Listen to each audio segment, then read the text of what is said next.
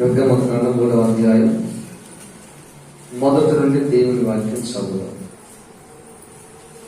ప్రభునందు ప్రియ దేవుని బిడ్డారా,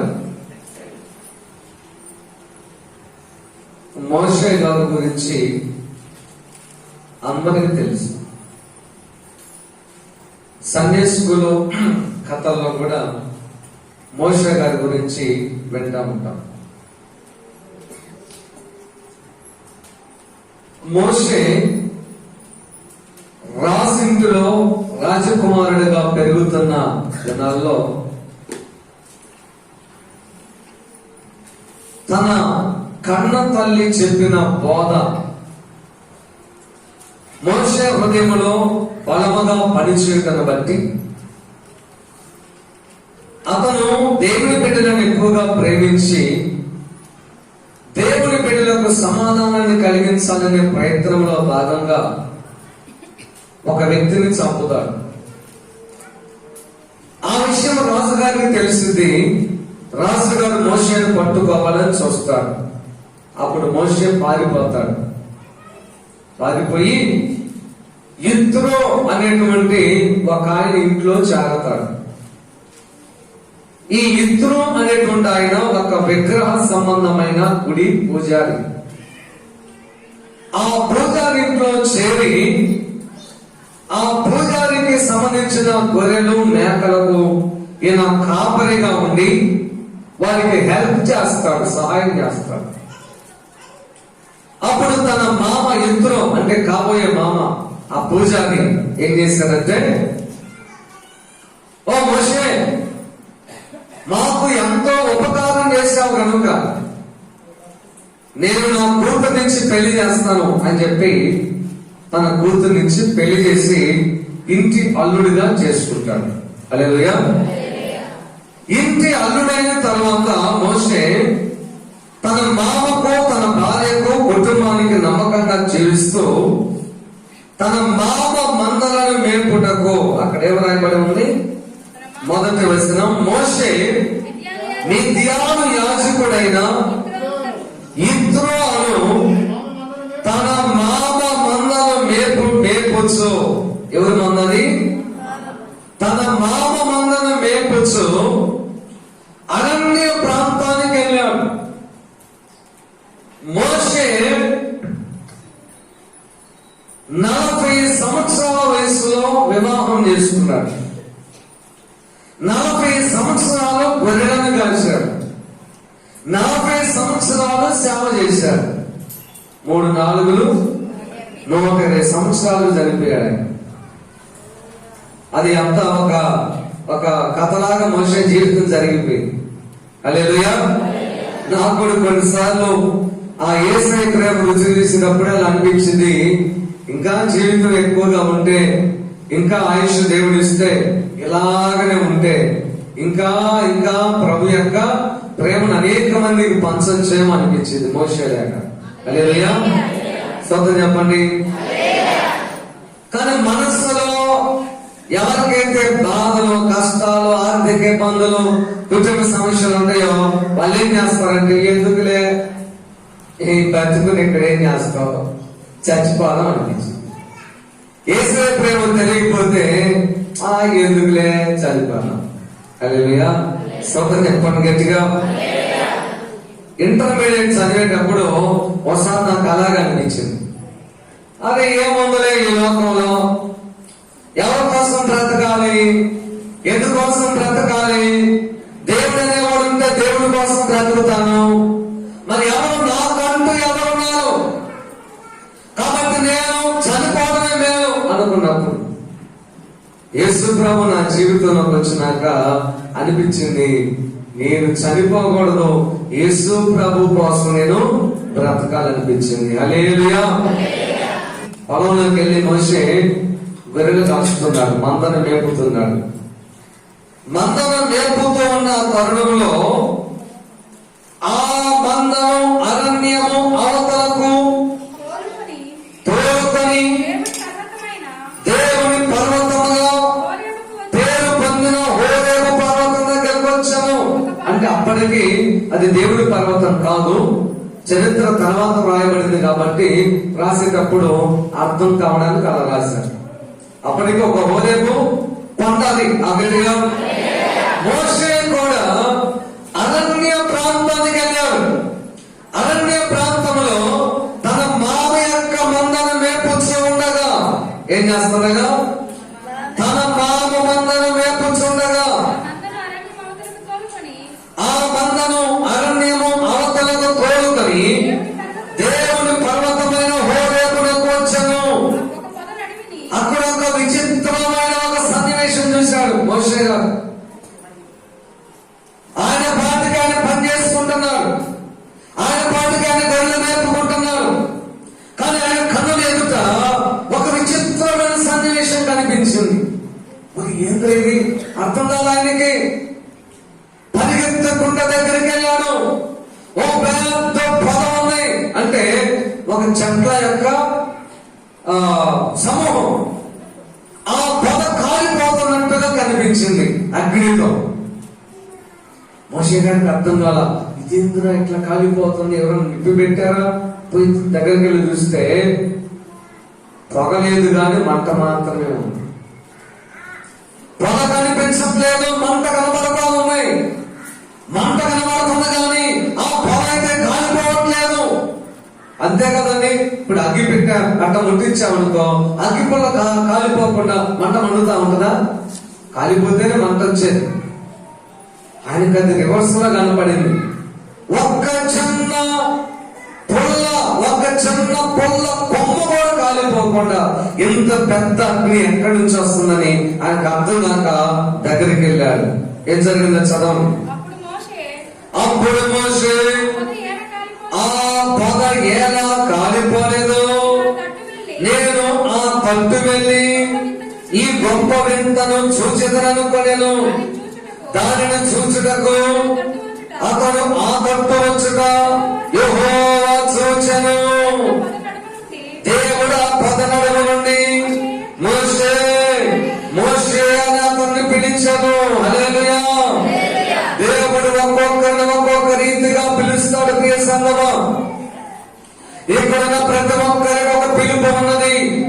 ఇక్కడున్న ప్రతి ఒక్కరికి ఒక పిలుపు ఉన్నది. అది ఏమిటంటే రక్షణ పిలుపు. దాన్ని యూనివర్సల్ కాలింగ్ అంటారు. దేవుని పిలుపు లేకపోతే నీ బంధువుల వల్ల విగ్రహాలను చేసే వ్యక్తివే నువ్వు. దేవుని ప్రణాళిక లేకపోతే నీవు కూడా బాధశాపంలో కూర్చునే వ్యక్తివి. దేవుని యొక్క ప్రణాళిక లేకపోతే నీవు కూడా బూతులు తిట్టుకుంటూ ఆచారాలు అన్నింటిలో పాల్గొంటూ అసభ్యకరంగా ప్రవర్తిస్తూ ఎక్కడెక్కడ ఉండే వ్యక్తివి. నీవు ఈ పరిశుద్ధమైన ఆలయంలో కూర్చున్నావంటే దేవుని పిలుపు నీకు ఉంది. స్తోత్రం చెప్పండి గట్టిగా. పిలుపును నువ్వు నిర్లక్ష్యం చేసుకున్నావా, నిరర్థకం చేసుకున్నావా, పట్టించుకోకుండా ఉన్నావా, నీవే నష్టపోతావు. అందుకనే ప్రియమైనటువంటి దేవుని బిడ్డల సంగమా, మోషే గారికి ఎలాంటి ప్రత్యక్షత దొరికిందో చూడండి.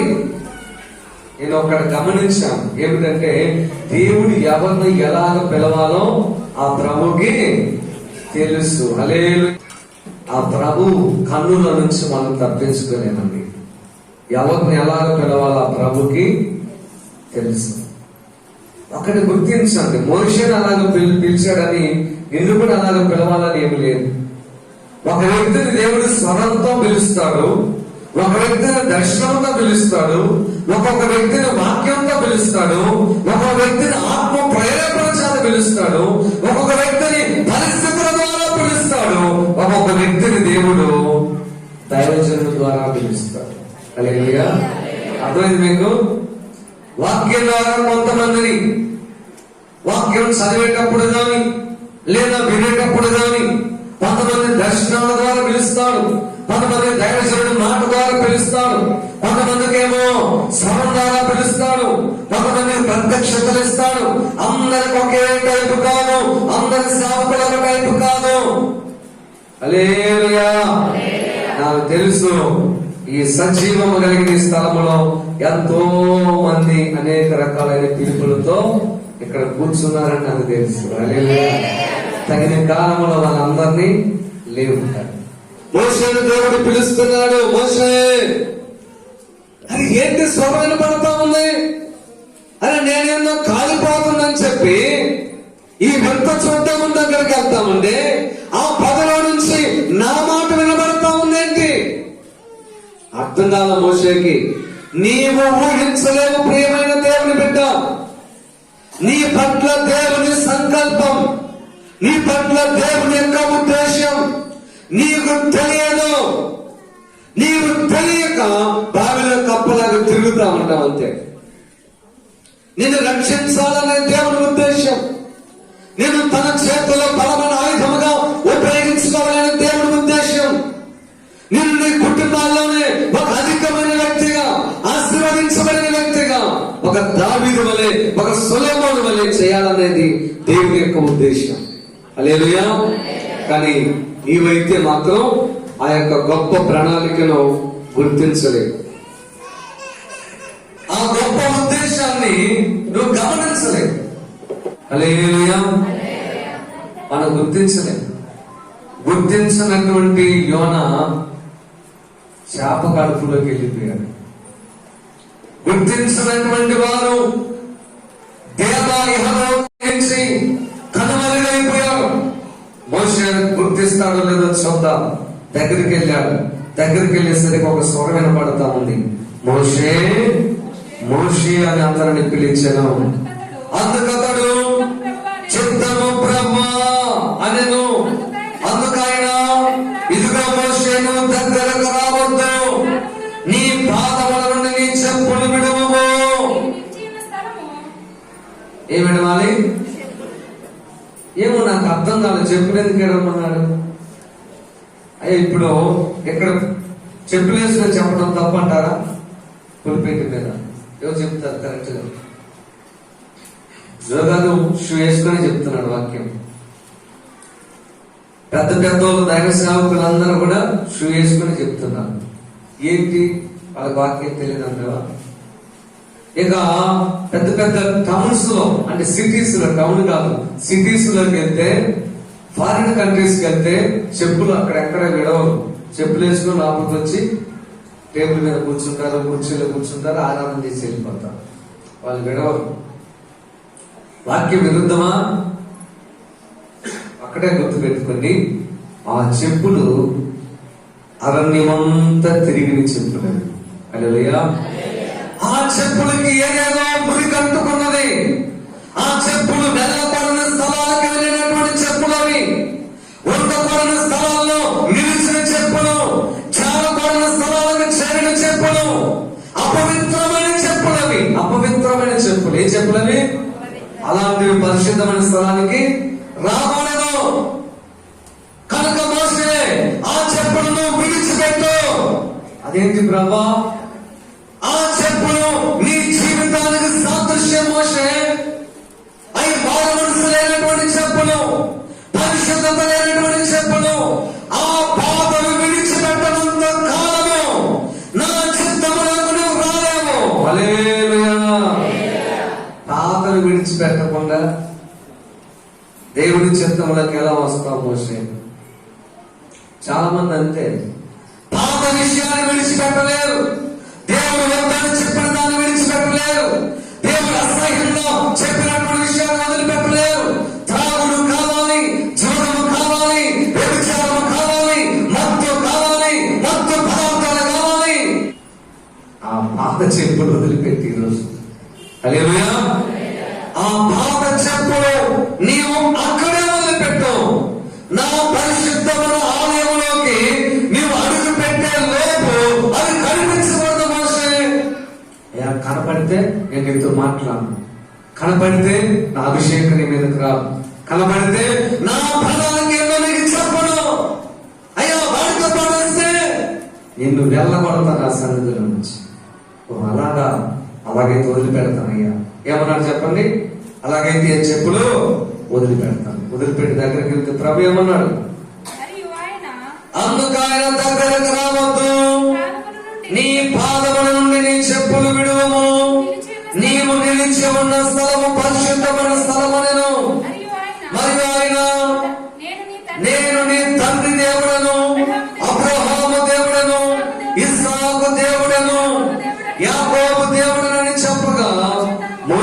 తన ముఖమును కప్పుకొని దేవుని వైపు చూడవేరసెను. హల్లెలూయా. చెప్పులు విడిచి దేవుని సన్నిధికి వెళ్ళిన తర్వాత దేవుడు అంటున్నాడు, మోషే నేను ఎవరినో తెలుసా? ఇదిగో మీ పితరుడైన అబ్రహాము దేవుడను, ఇదిగో మీ తాత అయిన ఇస్సాకు దేవుడను, మీ తండ్రి అయిన యాకోబు దేవుడనయ్యా. ఇప్పుడు నీ దేవుడిగా ఉండడానికి నేను నిన్ను పిలుస్తున్నాను. హల్లెలూయా. ప్రేమని దేవుడి బిడ్డ, నీ దేవుడిగా యేసయ్య ఉండాలని నిన్ను ఎక్కడ పిలిచాడు యేసయ్య? నీ దేవుడిగా ఉండాలనుకుంటున్నాను. బైబిల్లో ఒక మాట ఉంది, యెహోవా తమకు దేవుడిగా గల జనులు ధన్యులు. ఒకవేళ ఆ యేసే నీకు దేవుడిగా కనుక ఉంటే సర్వము ఆయనే. హల్లెలూయా.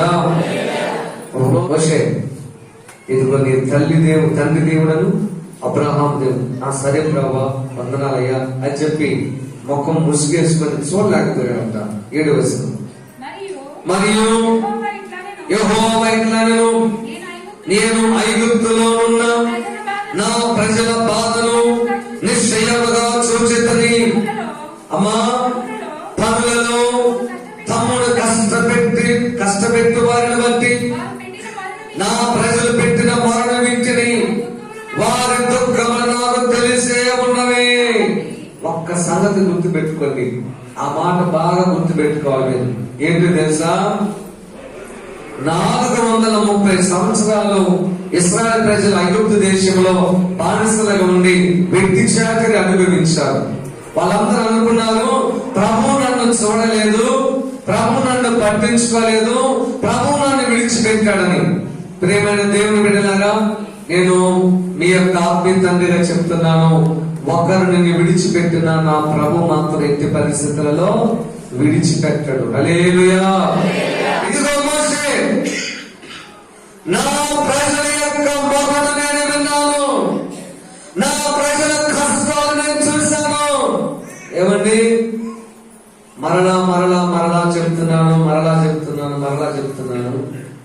నీవు నిత్యము ప్రభువుని కనిపెట్టుకుని ఉంటే నువ్వు ఎప్పటికీ ఇప్పుడున్న స్థితిలో ఉండటానికి వీల్లేదు.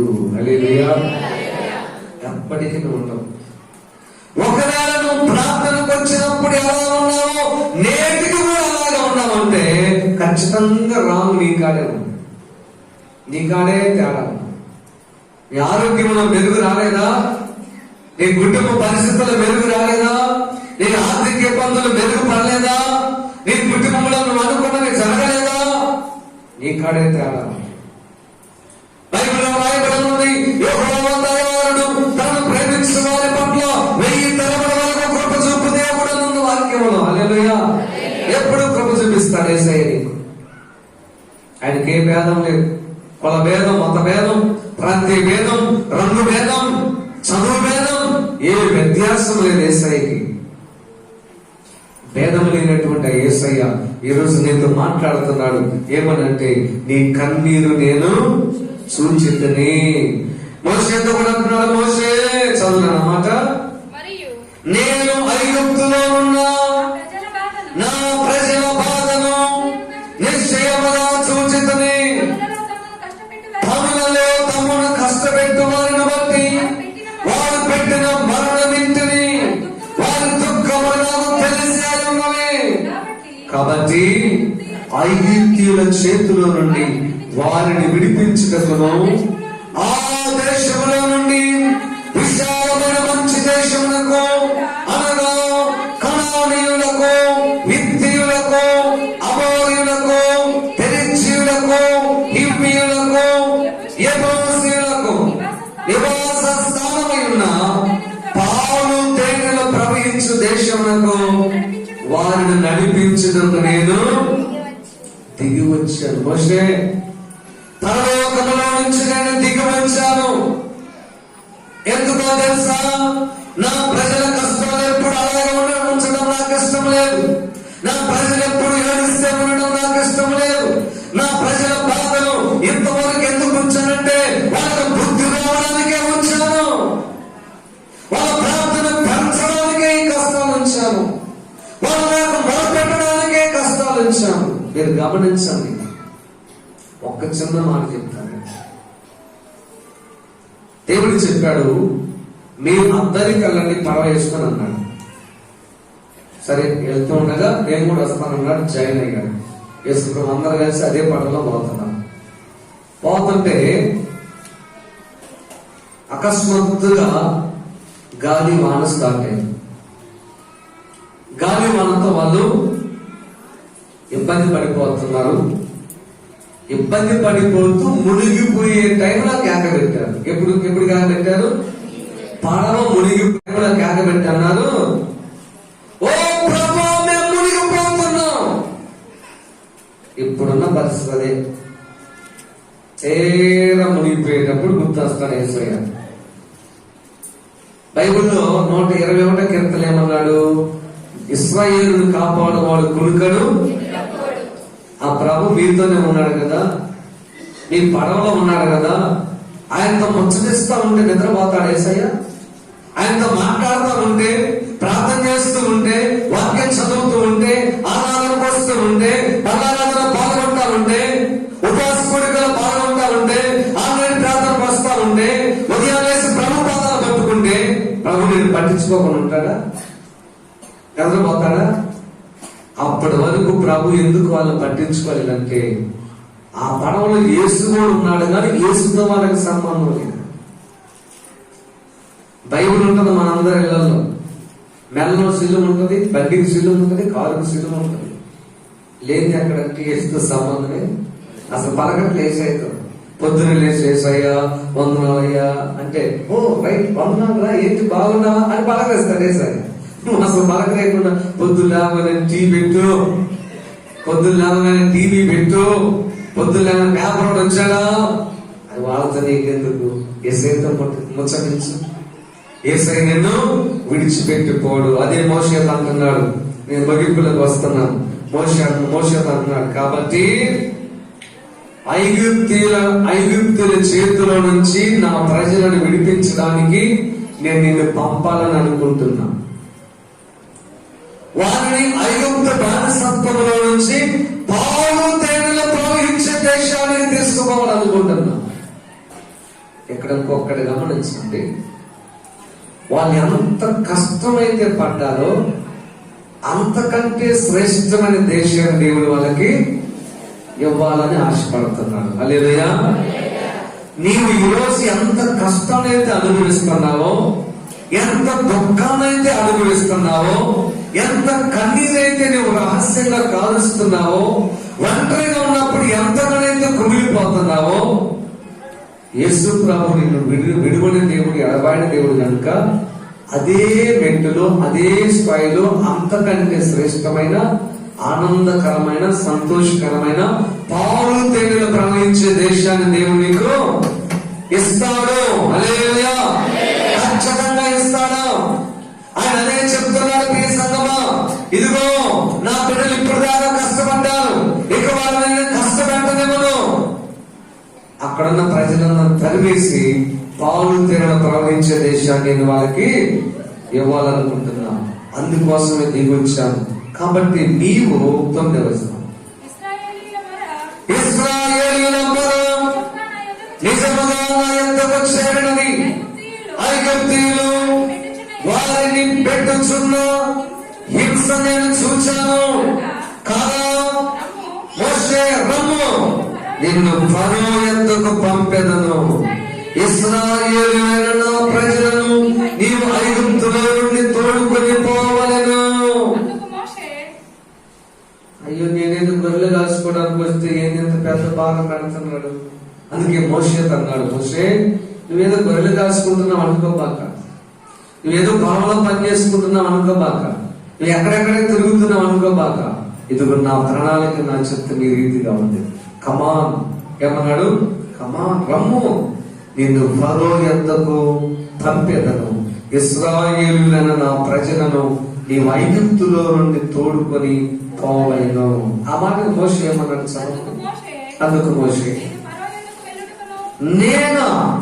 నేను ఫరో యొద్దకు వెళ్ళటకును ఇశ్రాయేలీయులను ఐగుప్తు బానిసత్వంలో నుంచి బయటకు తోడుకొని వచ్చుటకును నేను ఎంతటి వాడనయ్యా. ఇక్కడ రెండు విషయాలు ఉన్నాయి. ఒకటి తగ్గింపు, రెండోది అప్పటి వరకు తగ్గింపు. తర్వాత మోషేలో కాస్త మండుతనం కనపడింది, కాస్త మండుతనం. సరే, అది కూడా మోషే గారి యొక్క ఆ ప్రాబ్లాన్ని బట్టి ఆయన చెప్పుకుంటూ వచ్చాడు. కానీ ఇక్కడ ఒక విషయాన్ని మనం ఏం గుర్తించాలంటే, ప్రారంభంలో వచ్చినటువంటి ఆ తగ్గింపు అదే తగ్గింపులో కొనసాగితే అభిషేకం అలాగే నిలిచి ఉంటుంది. ప్రారంభంలో వచ్చిన తగ్గింపు పోయి మన పాపడు వచ్చాడనుకో, ఎవరాడు? లూసిఫర్. వాడి పేరే గర్వం. వాడి పేరేంది? గర్వం. ఇదేనండి తేడా. దేవుడు నిన్ను దీవించకపోవడానికి కారణం అదే. దేవుడు నిన్ను కొంచెం పైకి దిగిపోవడానికి కారణం అదే. కాస్త జుట్టు పట్టుకుని పైకి లేపితే సార్ ఇంకెవరు కూడా కనపడరు. కిందలో అందరూ కూడా మేడతలో దోమలో దొండకాయలా కనపడుతుంటారు. నువ్వు ఒక్కడివి, నువ్వు ఒక్కదానివి, నేను ఒక్కటే, మనమే మనిషి, మిగతా అందరూ ఎంత. అది నీకు ప్రమాదం అండి. మోషే గారు ఎంత తగ్గింపు చూడండి. ఎలా నేను ఫరో దగ్గరికి పంపిస్తాను. రేపొద్దున మనం వేసాయా గుర్రం ఉందా? మరి ఆ రోజుల్లో ఫరో దగ్గర పోవాలంటే కారు లేవుగా, గుర్రమే కావాల్సింది. మరి గుర్రం ఉందా? నిజమైన ఆత్మీయులు దాగి ఉంటారు. ఆత్మీయత లేని వాళ్ళు ఎగిరెగిరి పడుతుంటారు. మోషే అనగానే అన్నాడు, మోషే నేనేం పాటివాన్ని వేసాయ్యా, నేనేం పాటివాను. రాజు దగ్గరికి వెళ్ళి మాట్లాడుటకు నేనేం పాటివాలను, మీ సేవ చేయడానికి నేనేం పాటివాలను. అప్పుడు దేవుడు అన్నాడు, ఏమన్నాడు చదవండి. ఆయన నిశ్చయముగా నేను నీకు తోడుగా ఉంటాను, నేను నిన్ను పంపించనకు ఇది నీకు సూచన. నీవు ఆ ప్రజలను ఐగుప్తులో నుండి తోడుకొని వచ్చిన తర్వాత మీరు ఈ పర్వతం మీద దేవుని సేవించదను. అప్పుడు మోషే అంటున్నాడు, చింతగించు యేసయ్యా, నేను ఇశ్రాయేలు యొద్దకు వెళ్ళి వారిని చూచి మీ పితరుల దేవుడు నా యొద్దకు వచ్చాడు, నన్ను మీ దగ్గరకు పంపించాడని చెప్తే వాళ్ళు నమ్మరయ్యా. ఆ దేవుడి పేరేందో చెప్పంటారు, మరి నేనేం చెప్పాలయ్యా?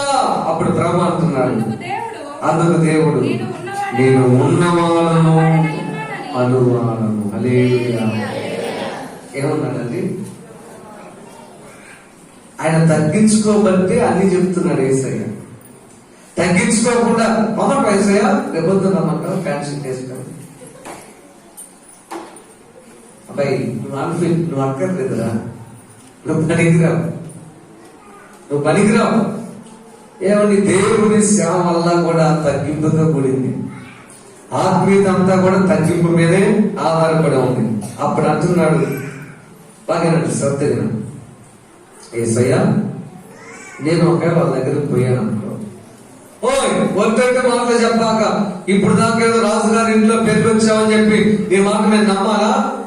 ఇప్పుడు నీ స్థితి అంతా మాకు తెలుసు. నువ్వు గరిన కాసుకుంటున్నావు. నువ్వు వచ్చి మా నోటుగా పట్టద్దు. ఇప్పుడు ఏదో కొట్టు తింటూ ఒక ముద్ద పెడుతున్నాడు రాజు. ఇప్పుడు కనుక ఆయనకు వ్యతిరేకంగా మమ్మల్ని ఊడిపోవడం చేసేవాడు, మా పట్టగొట్టిన వాడు అయిపోతాం. నేను నమ్మం. దేవుడు నీకు ప్రత్యక్షమయ్యాడా, దేవుడు చెప్పాడా? అప్పుడు మోషే ఏమన్నాడు తెలుసా? యేసయ్యా నీ ఆ దేవుడి పేరేందో చెప్పని అడుగుతారయ్యా, మరి నేనేం చెప్పాలి? అప్పుడు దేవుడు అన్నాడు, నేను ఉన్నవాడను అనువాడు. అన్నాడు దేవుడు. మోషే నేను ఉన్నవాడను. ఉన్నవాడు అంటే అర్థం ఏంటి? ఉన్నవాడు అంటే ఏంటి అర్థం చెప్పండి. మరణము లేని వాడను. ఒక సంఘంతో దేవుడు మాట్లాడతాడు, నేనే అల్ఫాయు ఓమెగాయు, ఆది అంతము నేనే, మృతుడనైతే మరలా తిరిగి లేచిన వాడను బ్రతికించువాడను. ఒక్క మాట చెప్పాలంటే స్టార్టింగ్ ఆయన ఎవరు తయారు చేయలేదు, ఎండింగ్ ఆయన ఎవరు చంపలేదు. హల్లెలూయా. నిన్న నేడు ఏకరీతిగా ఉన్న దేవుడు, ఎప్పుడు సజీవుడిగా ఉండే దేవుడు, ఎల్లప్పుడూ నీతో ఉండే దేవుడు ఆయన. హల్లెలూయా. దాన్ని మత్తయి సువార్తలోకి వచ్చేసరికి ఇమ్మానుయేలు అన్నారు. ఏమన్నా చెప్పండి? ఇమ్మానుయేలు అంటే ఉన్నవాడు ఎల్లప్పుడూ తోడుగా ఉండేవాడు. అసలు ఆయన బతుకుంటేనే కదా మన తోడు ఉంటానికి. ఆయన ఎల్లప్పుడూ మనతో తోడుగా ఉండే దేవుడు. నీ దేవుడు ఉన్నవాడు అనువాడు. అనువాడు అంటే అర్థం ఏంది? మాట్లాడేవాడు. మోషే అన్నాడు, మోషే నేను మాట్లాడే దేవుడు అయ్యా, నేను ఉన్నవాడినయ్యా, నేను తోడు ఉంటాను, వెళ్ళు. ఈ సంగమా, మన దేవుడు మాట్లాడే దేవుడు. నీ దేవుడు మాట్లాడే దేవుడు, ఎల్లప్పుడూ నీతో ఉండే దేవుడు. ఆ దేవుణ్ణి ఈరోజు నీతో పాటు తీసుకుని వెళ్తావా? కళ్ళు మూసుకొని ప్రార్థన చేసుకున్నాం. కళ్ళు మూసుకొని ప్రార్థన చేసుకున్నాం.